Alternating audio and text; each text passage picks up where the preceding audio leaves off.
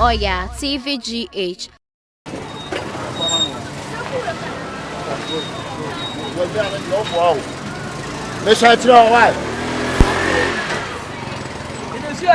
Why? Come on, you got your hand on 20. What was saying? What's your 10 cities. Otiaka. I will cheer me. Nipa fu obi a ode man ne ka a wo so communist ka unti eska no na obedi di plan ka wadan fun ka frem na ke ne me die ma me da so ai me da so wie ni a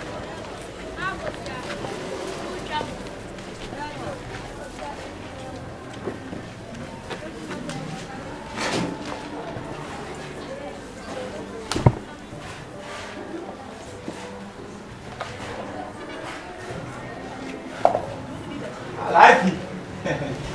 Like it. Somebody. Have you ever got it? Oh, somebody me farm stay one ayi. Se la si bo mu se wa ba ha o. O ta ja ba to e dia ni e ja se ka. Akidio. I like it. Menya sadin. Ah, I'm did you. oh, massa. You know them to me kwam yo. Like who to no kwa yem. Enti uma me. O like ija group sa, we na o te dia group sa na hwe why. Oh, massa. Menya sa. Oh. Yes, ya un se kwan bi betima so ni ba sa re ken. Like uma me no be hwie nkwa sa aguma ni. Wo ni sa afro no. Ah, na madam fu no da bia akoto aduane a oba o di liku so ka anu ti na. Oh, massa. Oh, ada na wo presa o hene. Bono me se me ma ba oni bi ni. Ah, Enti ene ba kwani sika na.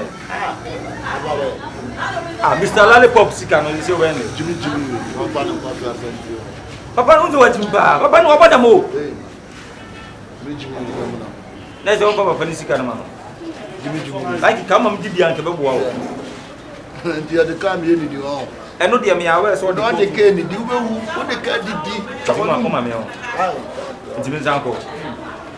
We no na ai meto bia ma ma bi. Da bi we bi na mpese mi.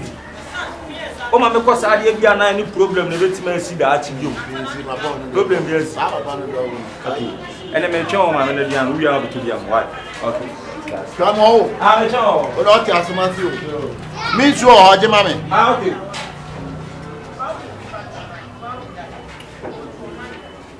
Baba mi didi asoma bi ni. Wasa.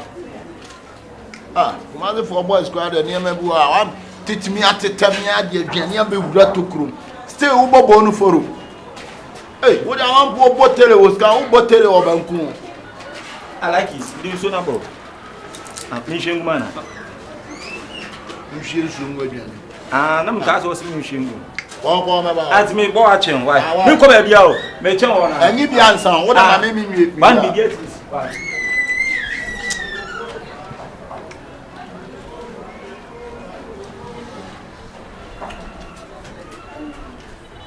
Ma mo wi at na de ka twa nu. Di ka chi abewu. Ade o de na ka nwa ko.